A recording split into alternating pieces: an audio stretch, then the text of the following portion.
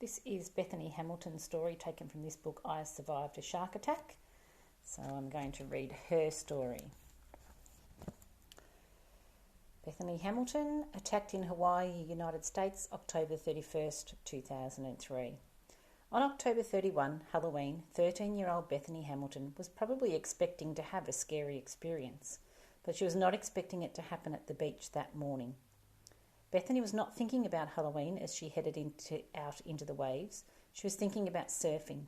Even at her young age, Bethany was already a champion surfer. Her parents, both enthusiastic surfers, had moved to Hawaii before Bethany was born. By the age of 4, she had learned to surf. She won her first major competition at age 8. Surfing was the most important thing in Bethany's life. There's a map of where the attack took place. On this particular morning, Bethany, her best friend Alana Blanchard and Alana's father Holt were enjoying the waves off Makua Beach on the island of Kauai, Hawaii. It was early morning on a calm day. Bethany was floating on her board with her left arm dangling in the water.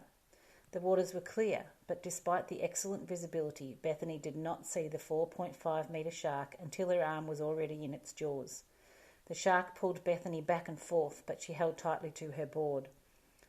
Bethany said later that the attack lasted for 2 or 3 seconds before the shark let go of her and swam away, but it took Bethany's arm with it. It had bitten the arm off just below the shoulder. And Makua Beach, a popular spot for surfers. Bethany's friends had not seen the incident. The first they knew of it was when Bethany was floating on her board, yelled that a shark had attacked her.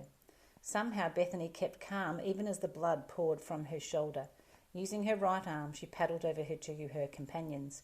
She even had the presence of mind to warn other surfers of the dangers as she went. On the beach, Holt tied a surfboard leash around Bethany's shoulder as a tourniquet. His immediate attention saved her life, preventing her from bleeding to death. Nevertheless, by the time Bethany reached the hospital, she had lost an estimated 70% of her blood. Doctors said that her top physical condition, thanks to her training as an athlete, had helped her survive.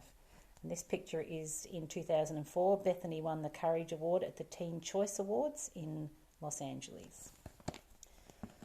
Despite the loss of her arm, Bethany never considered giving up her athletic career. Within months, she was back in the water, surfing with her friends and in competitions.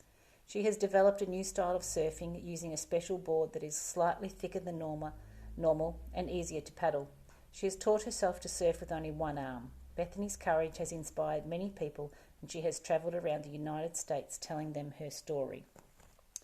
Even with one arm gone, Bethany is still a top surfer. That's the caption for this photo. There are 2 other things from this book that I wanted to share, which you should have a copy of it.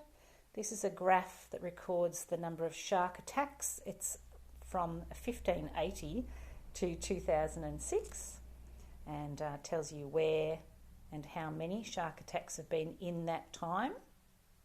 The other thing I wanted to show you was this grid that says how likely is death by shark attack. Now this was only up to the year between 1980 and 1990. So that's comparing ways to die. Might be a bit different now. Okay, there you go.